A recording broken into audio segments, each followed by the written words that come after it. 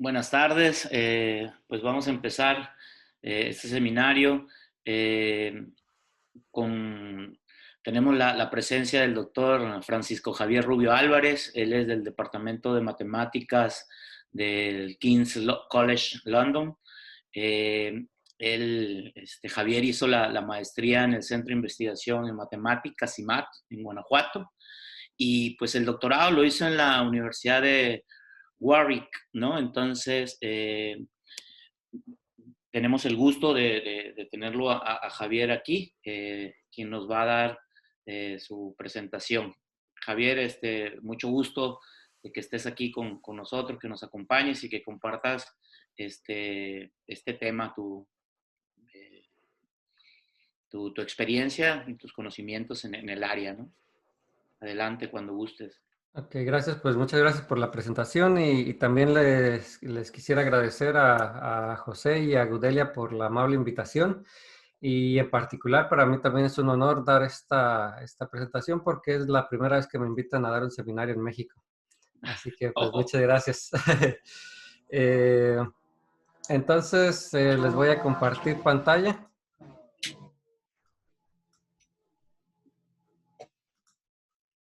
¿Ya se ve la presentación?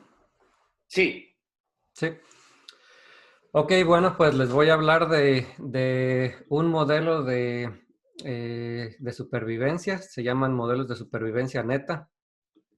Estos no son muy comunes en área de estadística. Digamos, si te dedicas a desarrollar metodología, teoría de estadística, no son muy comunes, pero son muy comunes en epidemiología de cáncer. Y, y, bueno, una de las razones también por las que no son tan populares en el estudio de la estadística es porque para usarlos necesitas tener ciertos tipos de datos y esos datos son confidenciales, así que pues básicamente solo si tienes acceso a esos datos vas a poder usar esos modelos. Pero lo que quiero enfatizar aquí también es que hay decisiones muy importantes que se toman basadas en estos modelos, entonces merecen atención también. Y le llamé a esta presentación el bueno, el malo y el feo porque esta área da, dado que no se ha explorado tanto, da también la oportunidad de trabajar varios modelos, de llevar tus conocimientos que tengas de otras áreas a esta área. Pero también está la parte fea que hay ciertos supuestos que a veces no se cumplen y hay muchas cosas ahí que hay que tener cuidado y hay que entender. Y entonces también al final voy a presentar una discusión más general que para presentar los retos que hay en esta área. Entonces la plática va a ir así. Primero voy a presentar dar una introducción al tema, donde les voy a hablar de los modelos de supervivencia neta y cómo se motivan este tipo de modelos sobre todo. Después voy a pasar ya a los modelos de supervivencia neta que se basan en unos modelos que se llaman de exceso de riesgo.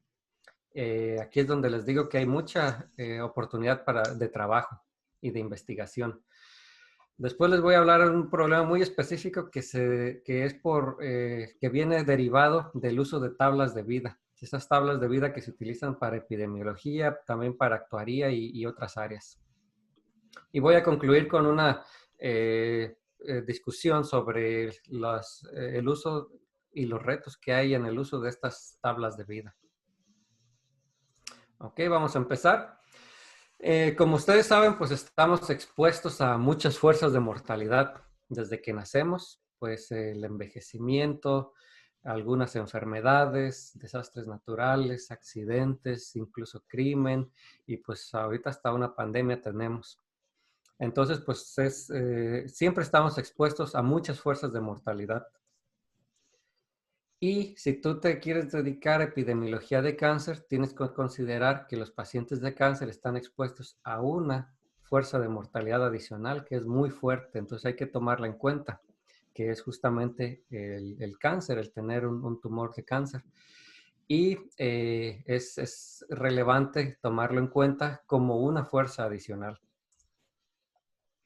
Y en epidemiología, el concepto de la función de riesgo juega un papel fundamental, porque así es como los epidemiólogos y bioestadísticos entienden la cuantificación de todas estas fuerzas de mortalidad a cada tiempo. Entonces, estas fuerzas de mortalidad van variando a como nos hacemos más viejos y en epidemiología la función de riesgo cuantifica estas fuerzas de mortalidad. Entonces, como ustedes saben, matemáticamente, la función de riesgo está expresada por este límite, que es básicamente una tasa infinitesimal de falla, pero después de unas cuentas podemos ver que se puede escribir como la función de densidad asociada a la variable t, que significa el tiempo de supervivencia, dividida por la función de supervivencia, que es 1 menos la función acumulada de distribución. Y también si tienen alguna pregunta, por cierto, adelante, solo avísenme para ir clarificando lo que se necesite. Ok, bueno, matemáticamente esta es la función de riesgo. Y esta definición apareció por ahí de los años de 1950 en estudios poblacionales sobre todo. Pero pues esta idea de que estamos expuestos a varias fuerzas de mortalidad y que estas varían con la edad, pues no es nada nuevo, ya lo entendíamos desde antes. Y un ejemplo de eso es lo que yo conozco como una de las representaciones más antiguas de la función de riesgo. Y esta es una pintura que se le llama el Puente de la Vida, y es una pintura que fue comisionada por el estadístico famoso Carl Pearson. Entonces, si nos fijamos en esta pintura, empieza cuando nacemos y pues puedes ver que la muerte está intentando ahí matar al bebé. Eso pues representa que cuando nacemos estamos expuestos a una fuerza de mortalidad muy grande, y eso es lo que sabemos, que pues de niños tenemos un sistema inmunológico débil, pues, estamos chiquitos y todo. Entonces estamos expuestos a muchas fuerzas de mortalidad, y esto es bien conocido como la mortalidad infantil. Entonces, a como vamos creciendo, nos vamos haciendo más fuertes, pero aún estamos expuestos a muchos riesgos. Y ahí se ilustra con el niño que incluso parece que está siguiendo ahí alguna mariposa o algo, y como que se va a caer. Entonces, sigue muy alto aunque ya vas creciendo. Y llega a un mínimo por ahí de los 18 años. Ahí lo pueden ver ilustrado. La muerte ahora ya trae un arco y flecha, y aún así puedes morir, pero es como el mínimo riesgo que tenemos por ahí de los 18 años. A partir de ahí, pues empieza a crecer ya sin límite, y pues simplemente en un momento termina el puente. Entonces, ¿por qué presento esto? Porque si nos fijamos en las tablas de mortalidad que producen en todos los países, básicamente, es justamente lo que observamos. Así se ve la tabla de mortalidad, la tasa de mortalidad, la puedes ver como está muy alta cuando nacemos, empieza a bajar, y justamente ese mínimo que se ve ahí en esta gráfica es alrededor de los 18 años. Y a partir de ahí, pues ya simplemente empieza a subir. Entonces, este tipo de tablas pues son más nuevas, pero la idea ya estaba ahí desde esta pintura. Entonces ya vamos a entrar al contexto. Cuando hacemos epidemiología de cáncer, usualmente tenemos acceso a los tiempos de supervivencia, que en este caso le voy a llamar T1 a Tn. Y usualmente tenemos acceso a todos los datos de supervivencia de la población, de pacientes de cáncer, por supuesto. Entonces, en este caso, usualmente se separan los diferentes tipos de cáncer: cáncer de pulmón, cáncer de colon, y etcétera. Vamos a tener acceso a absolutamente todos, usualmente por regulación. Entonces, a veces también sabemos más allá de solamente el tiempo de supervivencia. También conocemos unas covariables, en este caso, que les voy a llamar X, y estas pueden ser la edad, el sexo, algunas variables sociodemográficas, de qué tan ricos y pobres están, comorbilidades también, ya sean, por ejemplo, diabetes, algunas enfermedades cardiovasculares, y etcétera. Y también conocemos la etapa del tumor, que usualmente hay dos clasificaciones, puede ser de 1 a 3 o de 1 a 4. 4 es cáncer terminal, cuando ya hay metástasis. Y el objetivo en epidemiología de cáncer es cuantificar la supervivencia de los pacientes de cáncer para comparar ya sea diferentes países o a veces diferentes regiones en el mismo país incluso, o a veces algunos grupos de la misma población. Entonces, ese es el objetivo, cuantificar la supervivencia de pacientes de cáncer y hacer comparaciones. Entonces hay que tener eso en cuenta. Entonces, ¿cómo analizamos datos de supervivencia? El típico es utilizar la supervivencia general, en el que los tiempos de supervivencia, T1 hasta Tn, representan los tiempos de supervivencia, es decir, desde un inicio, desde que son diagnosticados hasta que mueren. Pero no te fijas en la causa de mortalidad. Simplemente murió o está vivo. Se acabó. Esto, para fines de comparación, no sirve. Porque si tú quieres comparar, por ejemplo, dos países, digamos que quieres comparar México y Japón, los pacientes de cáncer pueden estar muriendo por razones o causas muy diferentes, porque, por ejemplo, en México la prevalencia de enfermedades tales como enfermedades cardiovasculares o diabetes es muy alta comparada con la de Japón.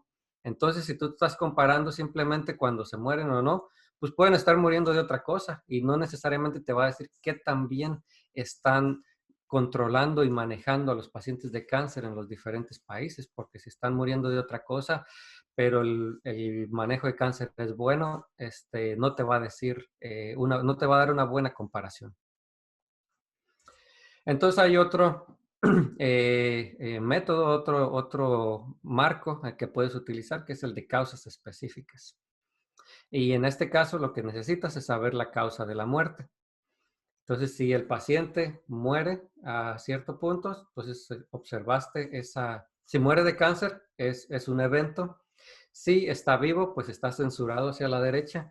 Y si no, y si muere de otra causa, también está censurado. ¿Por qué? Porque no observaste la causa de muerte que te interesa, que es de cáncer. Entonces, así es como se analizan ese tipo de datos.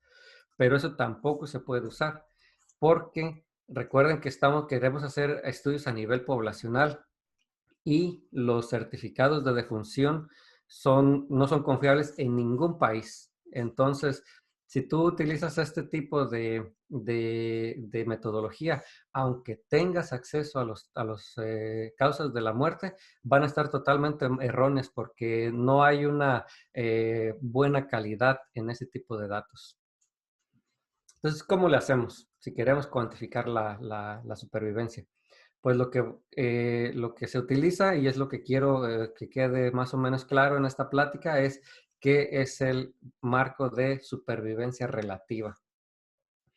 La idea detrás de este tipo de marco es separar la función de riesgo asociada a otras causas diferentes a la del cáncer y separarla de la función de riesgo asociada al cáncer. Entonces queremos separar esas dos funciones de riesgo. Y lo que queremos hacer entonces es cuantificar la que está asociada a el riesgo. Y como pueden ver, esto es algo que viene heredado de la idea de epidemiología y bioestadística de pensar en términos de la función de riesgo. Todo se va a basar en la función de riesgo. Y justamente lo que queremos hacer es estimar esa función de riesgo asociada al cáncer utilizando los datos que tengamos a nivel poblacional. Y lo que se utiliza, lo que se supone en el marco de supervivencia relativa es que la función de riesgo asociada a otras causas diferentes de la del cáncer se puede estimar utilizando las tablas de vida. Es decir, tú te fijas en un paciente, digamos que es de edad 70 años, mujer, diagnosticada en 2010, vas a la tabla de vida y te fijas qué número le corresponde en esa curva que les mostré y simplemente lo pones ahí. Entonces, Queremos estimar la función de riesgo de cáncer usando los datos y la función de riesgo asociada a otras causas va a venir de las tablas de vida. Son dos fuentes de información. Ahora, en términos matemáticos, lo que estamos haciendo es que la función de riesgo, que conocemos individual, la vamos a separar en dos partes en un sentido aditivo. Vamos a tener la función de riesgo asociada a otras causas, que es la azul, y la función de riesgo asociada a cáncer, que es la parte roja. Entonces, la función en la parte azul usualmente la vamos a basar en las tablas de vida que tengas en tu país. Por ejemplo, en México están basadas en edad, sexo y año.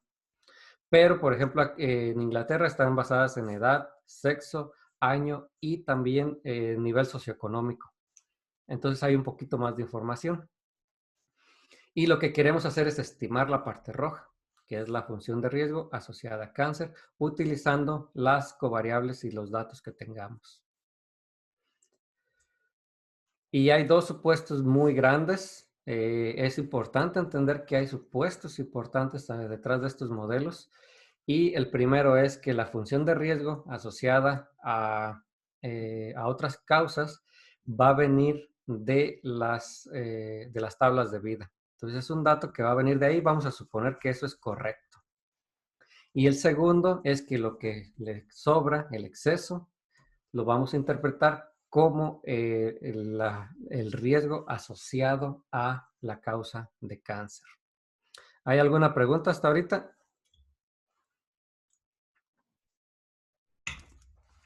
Si no, Todo bien. ok. Bueno, entonces seguimos. Entonces, como saben, hay una relación 1 a 1 entre la función de riesgo y la función de supervivencia. La función de supervivencia se puede escribir como la exponencial de el negativo de la integral de 0 a t de la función de riesgo. Entonces, nosotros podemos pensar, ok, ¿qué pasa si solamente utilizo la parte roja? Justamente eso es lo que se le llama la supervivencia neta. La supervivencia neta es la función de supervivencia asociada solamente a la función de exceso de riesgo. Entonces, ¿por qué es esto de interés? Pues porque en este caso esta función de supervivencia ya no depende de otras causas, solamente depende del cáncer. Eso bajo los supuestos que hicimos.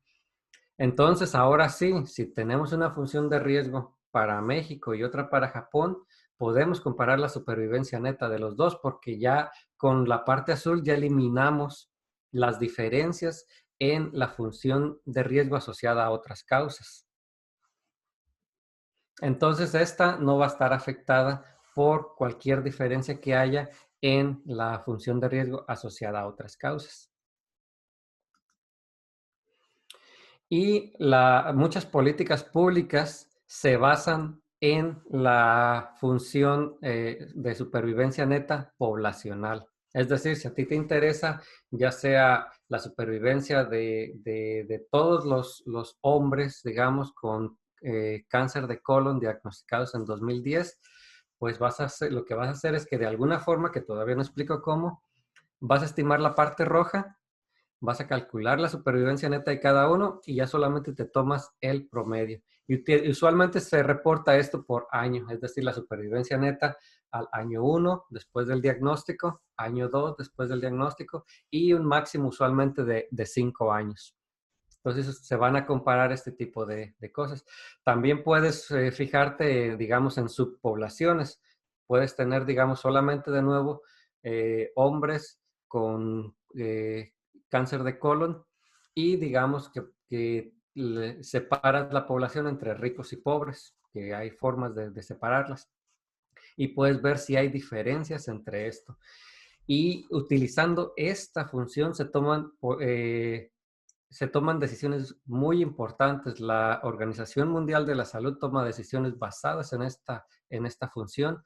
También las secretarías de salud de aquí y de otras partes, en Estados Unidos, en toda Europa básicamente, se toman basadas en esto. Si por ejemplo tú dices, tenemos que hacer un seguimiento de algunos pacientes que tienen cierto tipo de desventajas, por ejemplo, son más pobres, Entonces se compara la función de riesgo de pobres contra, perdón, la función de supervivencia de pobres contra ricos. Si encuentras evidencia de que hay una diferencia, puedes llegar a ciertos políticos que van a utilizar esa información para tomar decisiones, hacer cambios en el sistema de salud para justamente hacer una mejora, porque hay mucha presión en cada año en estar mejorando la función de supervivencia neta de pacientes de cáncer, porque pues simplemente es un problema de salud y además es muy costoso para el sistema de salud. Ok, pues empecemos entonces con la parte del bueno, que es, ok, ¿cómo vamos a modelar esta función de exceso de riesgo para poder calcular esa cantidad de supervivencia neta que queremos, la cual se puede utilizar para hacer políticas públicas? Usualmente lo que se hace es que se utiliza el modelo de riesgos proporcionales que fue propuesto por Cox en los 70s. Y la idea es que empiezas con una función de riesgo de referencia, en este caso le estoy llamando H0, y la multiplicas por la exponencial de una combinación lineal de las covariables. Entonces, ¿qué está diciendo esto? Que si las covariables, la combinación lineal de covariables es mayor que 0, entonces la exponencial es mayor que 1 y va a ser un incremento de la función de riesgo comparada con la referencia que tenemos. Si es menor que 0, entonces vas a tener una reducción comparada a la referencia. ¿Y cómo se modela esta función de riesgo de referencia? A veces se utilizan splines, a veces se utilizan métodos no paramétricos y hay algunos otros modelitos por ahí que también se pueden utilizar para modelar la función H0, que es justamente lo único que nos falta para determinar por completo la función de exceso de riesgo.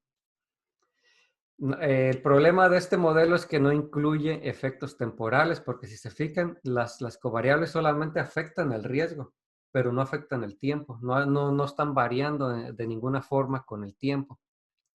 Hay formas de incluir efectos temporales, pero el costo es que tienes que calcular una integral numérica por cada observación. En epidemiología de cáncer usualmente vas a tener datos de 10,000 hasta 50,000 datos. Entonces, estás hablando que cada vez que quieras evaluar la función de verosimilitud vas a tener que calcular 50,000 integrales y puede haber errores y además pues va a ser costoso numéricamente. Y también hay interés en calcular métodos paramétricos porque pues son bastante más simples de implementar que los splines, por ejemplo, y te pueden ayudar también si quieres predecir o algo. Entonces, pero el problema de los modelos paramétricos, ya sea que utilizas una distribución como la Weibull, la gamma, la log normal, etcétera, es que la función de riesgo que está asociada a cada uno de esos modelos solamente puede cubrir ciertas formas específicas. Por ejemplo, para la log normal es nada más unimodal. Para la Weibull es creciente o decreciente. Entonces, estás asumiendo cosas muy fuertes sobre la forma de la función de riesgo. Y en uno de mis trabajos lo que nos propusimos hacer, ok, vamos a tratar este problema. Uno, vamos a considerar estructuras que vayan más allá de los riesgos proporcionales, que puedan capturar efectos temporales, por ejemplo. Y dos, vamos a utilizar un modelo paramétrico que son de interés, pero que sea suficientemente flexible, que pueda cubrir al menos varios tipos de formas de la función de riesgo. Entonces, ahora lo que voy a hacer es explicar la solución que dimos para estos dos problemas. Para el primer problema, lo que dijimos, ok, vamos a tratar de ir más allá de riesgos proporcionales y lo que hicimos fue utilizar una estructura de riesgos general que fue propuesta en 2001 por Chen y Jewell. Y la idea es muy sencilla.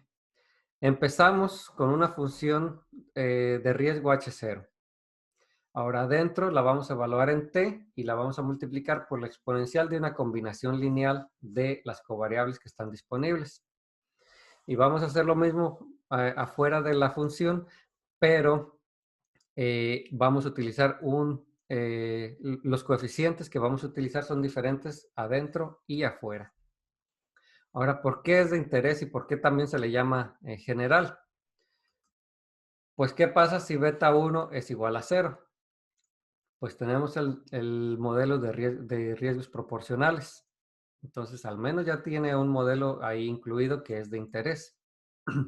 Y por lo tanto, estamos ya generalizando este modelo. Ahora, si beta 2 es igual a 0, lo que nos queda es lo que se le llama el modelo de riesgos acelerados, que también se utiliza sobre todo en ensayos clínicos. Y si beta 1 es igual a beta 2, lo que tenemos es lo que se le conoce como el modelo de tiempos acelerados.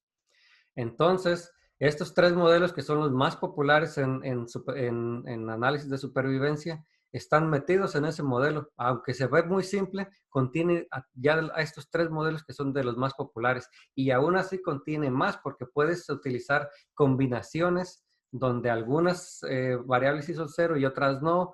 Puedes también meterle splines a la parte de beta 2 y cosas así y puedes generalizarlo bastante. Entonces es un modelo bastante flexible, pero también la estructura es bastante variada.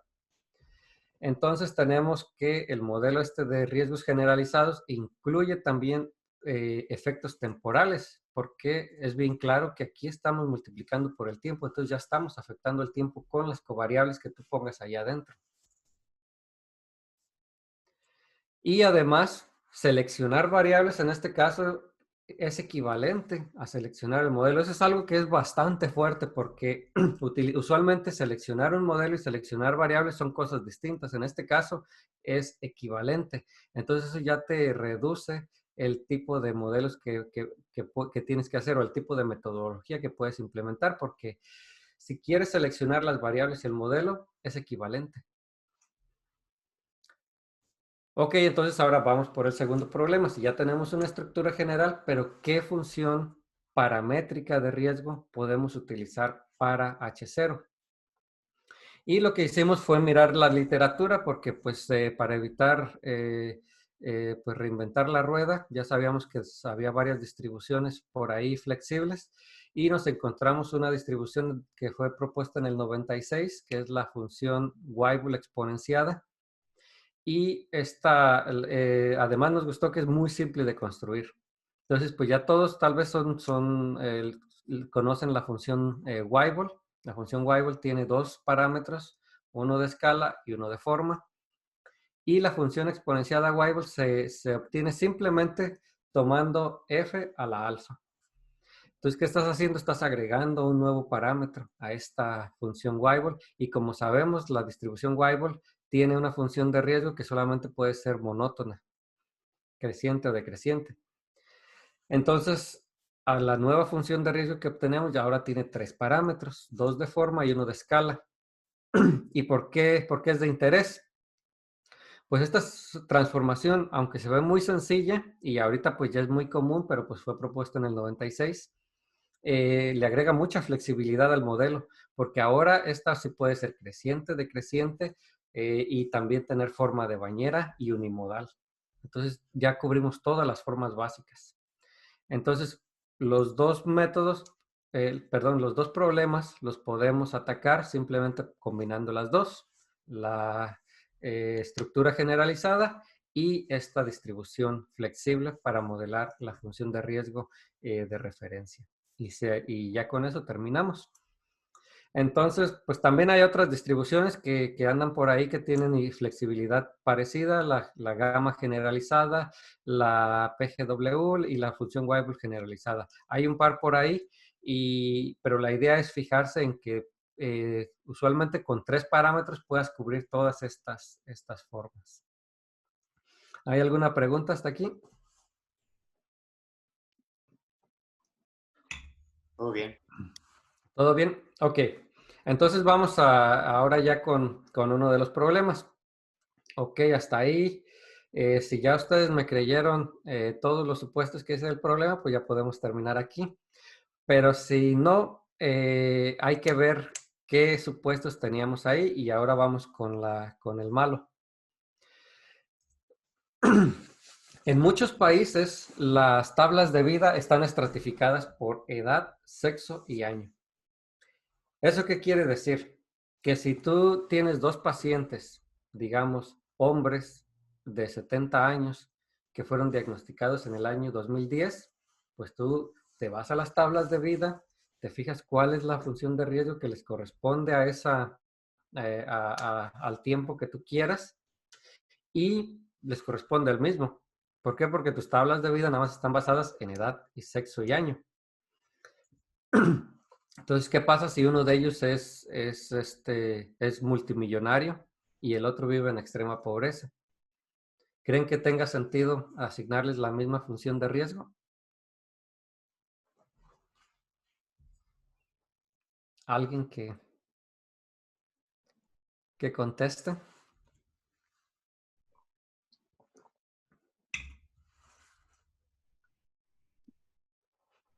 A ver, los chicos de clase, si quisieran opinar.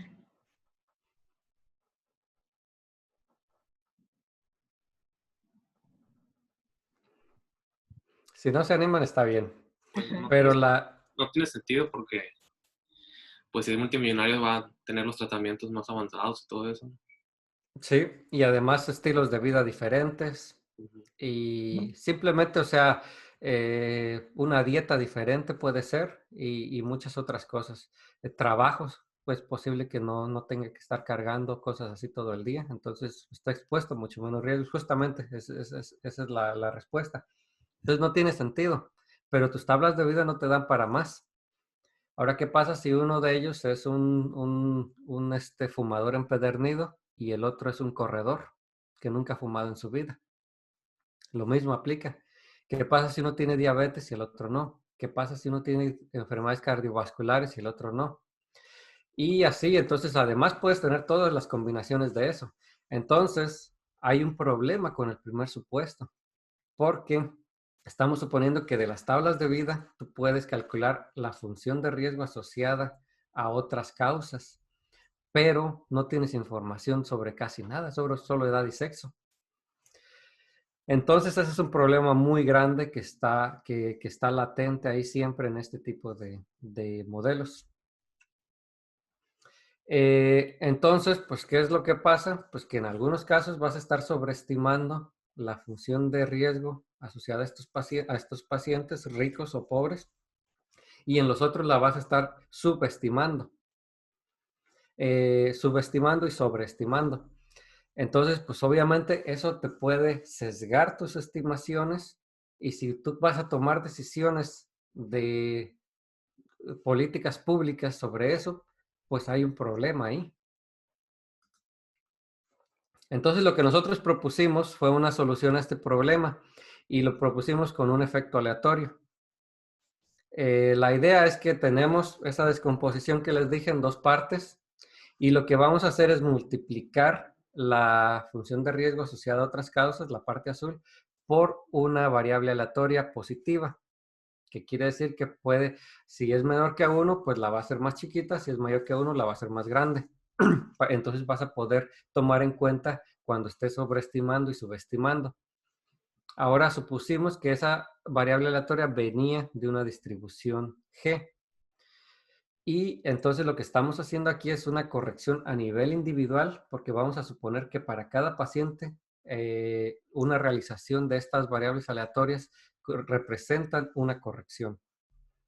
La corrección no es específica porque no estamos suponiendo que depende de la edad, de nada. Simplemente es una corrección que queremos hacer. Y esta corrección aplica solamente a la función de riesgo asociada a otras causas. Solamente vamos a corregir la parte azul. La parte roja sigue siendo modelada de alguna forma. Entonces, después de hacer un poquito de matemáticas, lo que necesitamos, porque aquí lo que tenemos es una función de riesgo condicional, condicionada a eta, pero a eta no la conocemos. Entonces, lo que tenemos que hacer es deshacernos de esa variable. ¿Cómo lo hacemos? Pues integrando con respecto a esa distribución G. Entonces puedes obtener la función de supervivencia marginal y esta se puede obtener en términos de la transformada de Laplace, que algunos de ustedes ya pueden, tal vez la conozcan. Es simplemente esa integral que les estoy poniendo aquí abajo. Entonces, la transformada de Laplace de la distribución G es esa integral ahí. Y pues ya tenemos que la función de supervivencia puede ser escrita en términos de esta transformada de Laplace evaluada en la función de riesgos acumulados que vienen de las tablas de vida. Entonces recuerden, todo lo azul viene de las tablas de vida, lo rojo viene de los datos y de tu modelo. Entonces las buenas noticias es que hay distribuciones que tienen forma de Laplace cerrada. ¿Eso por qué sirve? Pues porque entonces esa función que está ahí, que es la transformada de Laplace, se puede escribir en forma cerrada y la vas a poder implementar, porque recuerden que lo que necesitas para calcular la verosimilitud que voy a presentar en un momento es la función de riesgo y la función de supervivencia. Entonces, si tienes una función de riesgo y una función de supervivencia en forma cerrada, va a ser más fácil implementarla en tu lenguaje de programación favorito. Las noticias no tan buenas es que pues no hay tantas tampoco. Está la función gamma, que tiene 2 parámetros, y está otras como la Power Variance Function, que tiene 3 parámetros. Y nosotros lo que dijimos, ok, vamos a utilizar la gamma porque esta es suficientemente flexible y además, como estás estimando los parámetros de una variable latente, esos parámetros usualmente son muy difíciles de estimar. Necesitas muchos datos para poder estimarlos. Entonces dijimos, vamos por la de 2 parámetros. Y justamente fue lo que encontramos. Es muy difícil estimar ya algo de 3 parámetros. Necesitarías muchísimos datos. Entonces, con eso obtenemos una función de riesgo y una función de supervivencia en forma cerrada. Y eso es todo lo que necesitamos para escribir la verosimilitud. Y como pueden ver, se parece mucho. Tenemos todavía esta separación en 2 partes, una azul y una roja, pero ahora la azul tiene un peso. Ese peso depende de la media de la gama, de la varianza de la gama y también de las diferencias estas de distribuciones acumuladas que vienen de las tablas de vida. Perdón, de diferencia de riesgos acumulados. Entonces, todo esto está en forma cerrada. Entonces, para el modelo clásico, en el que no tenemos una corrección, que es el que presenté anteriormente, la función de riesgo, la función de verosimilitud se puede escribir como el producto de las funciones de riesgo elevadas a la potencia delta i, donde delta i es el indicador de censura.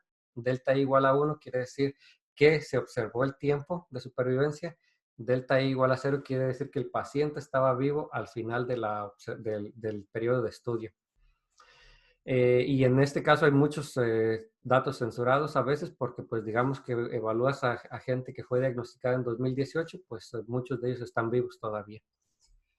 Entonces, como pueden ver, esta es la función de verosimilitud. Tenemos la parte que viene de las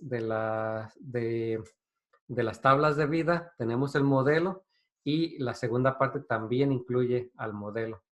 Todo lo que sea exceso de riesgo es el modelo.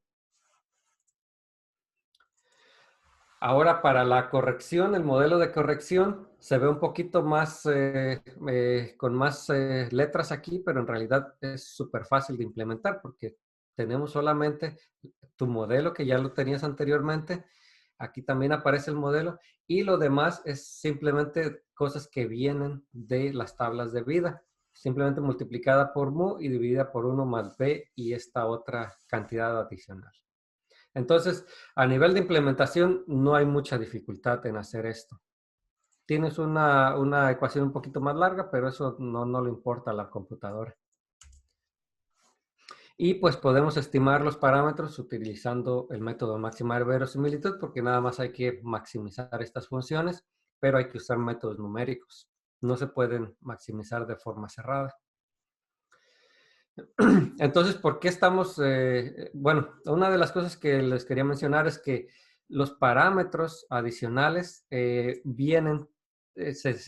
tienen que estimar también, vienen de las tablas de vida. La información para estimar estos parámetros asociados a la variable latente viene de las tablas de vida, porque en el modelo clásico no tenemos estas diferencias de aquí. Entonces, requieren un esfuerzo adicional para implementar este tipo de modelos. Y ese trabajo está basado solamente en las tablas de vida. Y no es tan fácil calcularlos, pero una vez que los calculas ya puedes implementar tu verosimilitud. Son simplemente esas diferencias que tienes que calcular, que toma un par de horas calcularlas en la computadora, pero una vez que las tienes, ya no las tienes que recalcular. Y entonces, lo que vamos a hacer es modelar el exceso de riesgo utilizando el modelo paramétrico que presenté en la primera parte, en la parte del bueno. Y entonces ya tenemos un modelo para tomar en cuenta posibles sobreestimaciones o subestimaciones en la parte asociada a otras causas. Hicimos un modelo de estudio bastante extenso, terminamos como con 40 páginas en el apéndice de este artículo, porque los referees nos pedían mostrar que servía en varios escenarios y así, y lo que encontramos es que se puede estimar, se puede corregir la parte esa la parte azul, si tienes al menos 5,000 observaciones y hay no más de 50% de censura. O sea, hay un balance entre censura y el número de variables.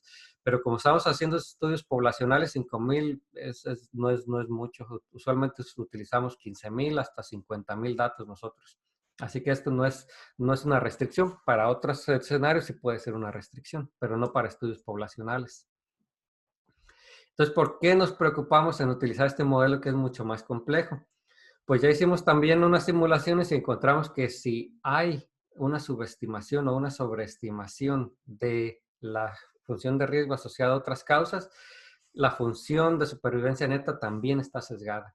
Y entonces, si tú quieres tomar decisiones tan importantes, pues vas a estar tomando decisiones importantes en una cantidad que está sesgada. Ahora déjenme básicamente ya concluir con un ejemplo real. En este caso, analizamos unos datos a nivel poblacional de Inglaterra, y estos se refieren a pacientes de cáncer, le llaman de célula pequeña o microcíticos. Es un tipo de cáncer que es muy agresivo y estos pacientes fueron diagnosticados en el 2012 en Inglaterra. Y nos restringimos solamente al análisis de datos a pacientes hombres que no tuvieran datos perdidos, que todas sus variables fueron observadas. Entonces observamos, al final tuvimos una muestra de tamaño 15,668. Entonces en Inglaterra se diagnostican alrededor de 16, 17,000 personas al año de este tipo de cáncer nada más. Y de esos, para el 31 de diciembre de 2015, 13,603 estaban muertos ya. Entonces, como pueden ver, es un cáncer muy agresivo. Y utilizamos las tablas de vida que aquí están disponibles basadas en edad, sexo, año de diagnóstico y también el nivel socioeconómico, que básicamente se divide en 5 cuantiles.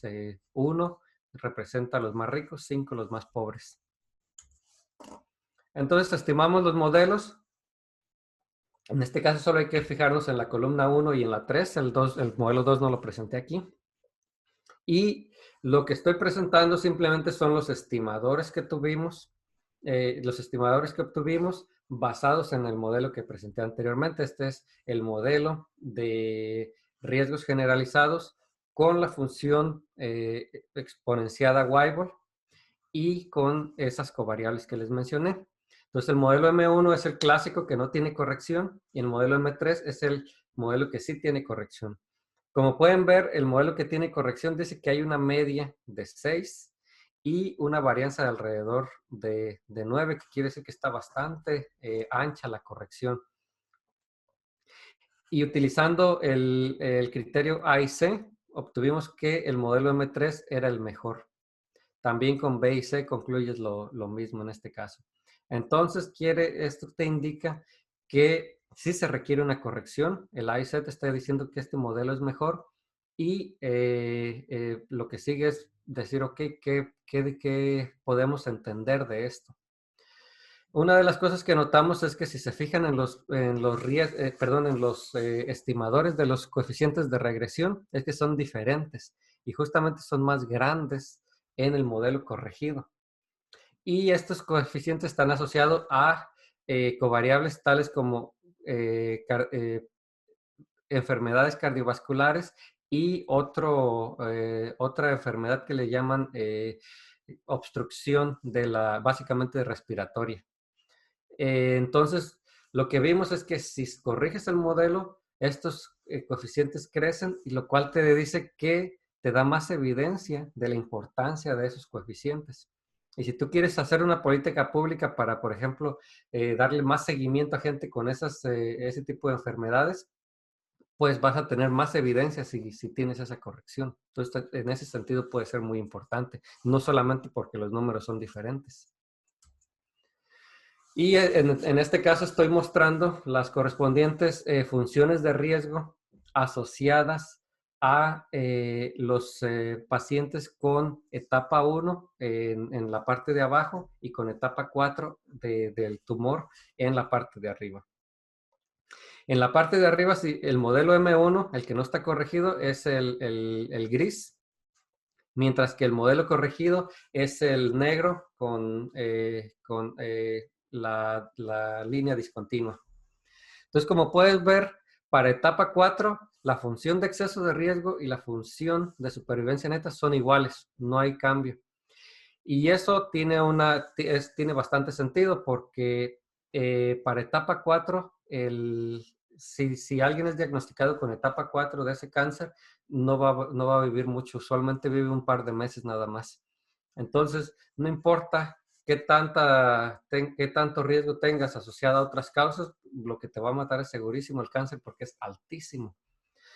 Como pueden ver, la función de riesgo en etapa 4 llega hasta 3. En etapa 1 estás hablando de alrededor de 0.3. Entonces, si nos fijamos en etapa 1 del tumor, sí hay bastante diferencia tanto en la función de exceso de riesgo como en la función de supervivencia neta. ¿Y eso por qué es? Porque para los de etapa 1 sí es comparable la función de riesgo asociada a otras causas con la función de riesgo asociada a cáncer. Entonces, si no estimas bien la función de riesgo asociada a otras causas, ahí sí vas a afectar lo que concluyas sobre la otra, porque ya son bastante comparables.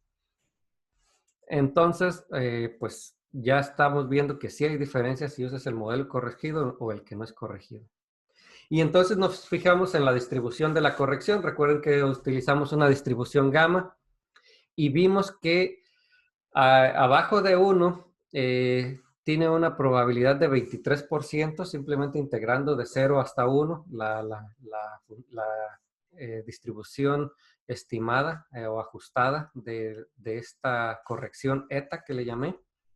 Y arriba de 1, 77%. Quiere decir que en el 23% más o menos estabas subestimando y en el 77%, perdón, al revés, en el 23% estabas sobreestimando y en el 77% estabas subestimando. Entonces intentamos encontrarle una interpretación a esto y lo que encontramos es que alrededor de 80% de los pacientes que son diagnosticados con este tipo de cáncer son fumadores. Entonces hay una conexión entre ser fumador y tener ese tipo que no está calibrada la estimación de la función de riesgo asociada a otras causas. Y eso es porque fumar pues te va a traer otras cosas, obstrucción respiratoria, enfermedades cardiovasculares, etc. Entonces, el impacto de esta presencia también el impacto de la presencia de estas comorbilidades también es mayor en M3, el modelo corregido, que en M1. Esto es que también podemos detectar que hay diferencias en la estimación y en la fuerza de estas, en el impacto de cada una de las comorbilidades. Ok, entonces voy a concluir ya con una pequeña discusión sobre esto. La parte del bueno, lo que estaba diciendo es que hay muchas oportunidades para modelar. Como se fijan, el modelo que usamos en realidad es bastante simple y aún así es algo nuevo en esta área. Ofrece bastante flexibilidad y todo, pero hay modelos mucho más complejos. Entonces hay oportunidades de trabajar aquí. para los que estén interesados en este tipo de modelación. Pues también hay que tomar en cuenta esta parte del malo, que hay una problema, un reto que hay ahí que viene de los supuestos justamente. Entonces, otro problema muy importante que siempre se enfatiza en toda la modelación estadística es cuáles son tus supuestos. Y como vimos aquí, están esos supuestos y puede traer problemas si hay desvíos de esos supuestos. Y pues la pregunta es, ok, ¿qué hacemos? ¿Uso el modelo que estás diciendo o intento tener mejores tablas de vida que ya incluyan otras covariables? Pero el problema es que si quieres usar mejores tablas de vida, pues dices, ok, a los fumadores, ok, vamos a hacer tablas de vida para toda la población, fumadores y no fumadores, pero pues la gente está cambiando cada año. Y entonces, ¿qué más vas a incluir? ¿Diabetes también? ¿O cuáles vas a incluir? No es claro hasta cuánto tengas que hacer, cuántas cosas adicionales tengas que incluir en las tablas de vida para tener una estimación, digamos, que sea suficientemente razonable o cercana a la realidad. Y entonces la pregunta es, ¿qué hacemos con las tablas de vida? ¿Tenemos que hacer más? Y si tenemos que incluir cuáles variables, cuáles no, y etcétera. Pero también, pues, una de las preguntas más grandes es si esta es la mejor forma de comparar el manejo de cáncer en diferentes países. Si existe otra forma más útil, que tenga menos problemas, que tenga menos supuestos tan fuertes, y etcétera. Pero el problema es cuál. Es muy fácil decir, hay un problema con estos supuestos y ya, y entonces está mal lo que estás haciendo, o podemos corregirlo de esta manera, pero el problema es, si no usas eso, ¿qué usas? Entonces, esa es una pregunta abierta que está ahí, y entonces es algo que también a veces lo presento como una invitación a estadísticos para que se trabaje. Yo también soy estadístico, pero para que se trabaje en este tipo de problemas con los que se están tomando decisiones tan importantes como es la epidemiología de cáncer. Y pues con esto les doy las gracias por su atención, y cualquier pregunta es bienvenida o comentario. Gracias. Muchas gracias, Javier. Si hubiera alguna pregunta del público.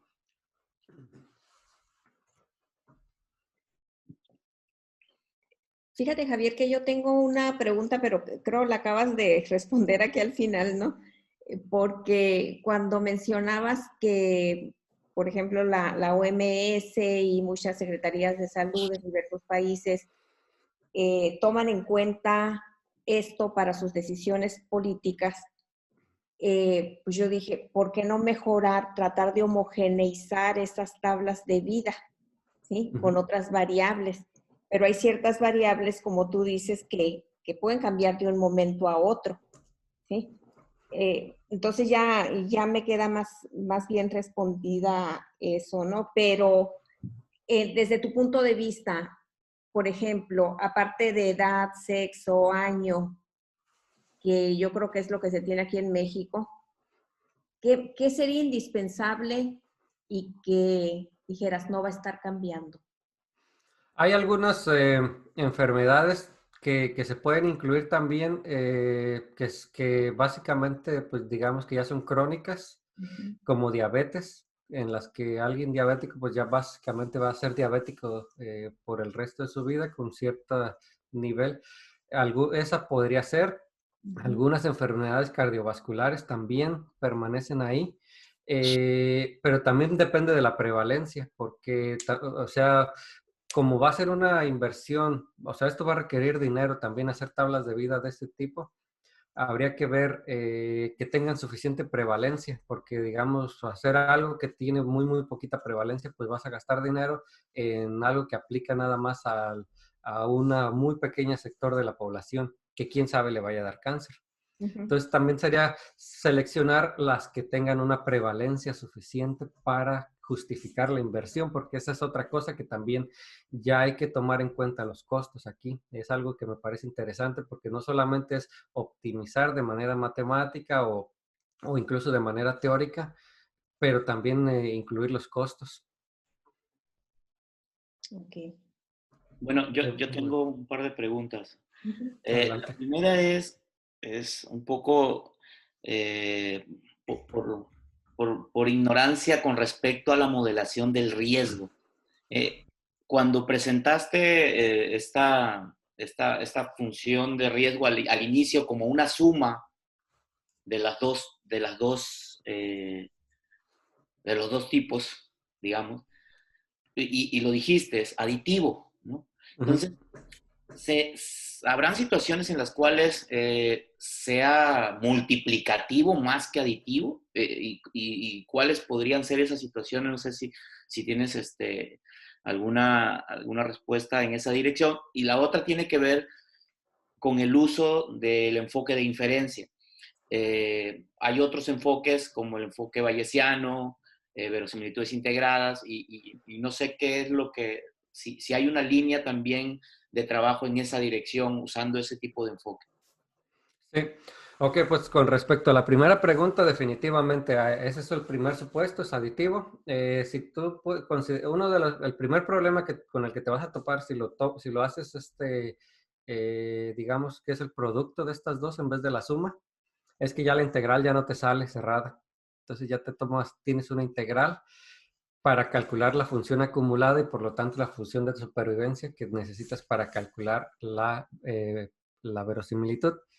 Entonces tienes una integral de la que ya nunca te vas a deshacer y la vas a tener que hacer numéricamente. Entonces, desde un punto de vista práctico ya está un problema ahí. Si estás dispuesto a atacar ese problema práctico, la siguiente pregunta es la cuestión de la interpretación, porque aquí sí sabemos que esta parte azul, por la forma que la estamos interpretando, es el número que está en la tabla de vida. Ahora, si es el producto, habría que pensar qué significa eso y si en verdad lo puedo sacar de las tablas de vida o si voy a necesitar otro tipo de información. Entonces sí se ha intentado, pero el modelo multiplicativo sobre todo ya se ha intentado trabajar, pero no es bien claro qué significa ese producto. Entonces la parte de interpretación juega un papel también muy importante. Y pues claramente también puedes hacer otro tipo de transformaciones aquí, ya hasta no lineales si quieres, pero la interpretación va a seguir. Y sobre todo que es algo que le vas a tener que vender a gente que hace, muchos de ellos no son estadísticos. Entonces por eso también hay que tomar mucho en cuenta la interpretación aquí. Pero es muy, muy buena pregunta. Este, y la segunda era sobre la verosimilitud. Eh, eh, Hay muchas cosas, muchas preguntas sobre, ¿podemos hacer esto? ¿Podemos hacer aquello? Que la respuesta siempre es sí, pero no se ha hecho. Entonces, por ejemplo, los modelos bayesianos no se han hecho. Justamente es algo que tengo planeado trabajar en el futuro cercano. Bayesiana no paramétrica, que ahorita anda muy de moda, también se puede utilizar, no se ha hecho. Eh, digamos, si quieres utilizar procesos gaussianos para modelar tal cosa, no se ha hecho. Yo estoy trabajando con modelos aditivos generalizados y tampoco se ha hecho nada. Entonces, como les dije, justamente eso es por lo que esto está como el bueno, porque hay muchas oportunidades de trabajar aquí para desarrollar nuevas teorías, nuevas metodologías, perdón. La cosa es pues entrarle y también pues buscar una colaboración con gente que tenga los datos, porque si no, estos datos son extremadamente confidenciales. Pues hay que tener contacto con gente que ya tengan acceso a esos, porque hay que firmar contratos y todo eso para poder hacer este tipo de análisis. Ok, me queda claro. Muchísimas gracias y por las respuestas. Y también creo que es importante comentarlo así de manera muy general que ya hay gente del Departamento de Matemáticas, del doctorado, que está trabajando, pues ahí está trabajando contigo y con un servidor en temas relacionados no directamente con esto, pero hay un canal de comunicación para los estudiantes que se sientan interesados en estos temas. Gracias. Así es. ¿Alguna otra pregunta? Pues sí, si no hay más preguntas, le damos las gracias. Javier, muchísimas gracias, muy interesante, muy bonita plática. Muchas gracias, Javier. Muchas gracias por la invitación, al contrario.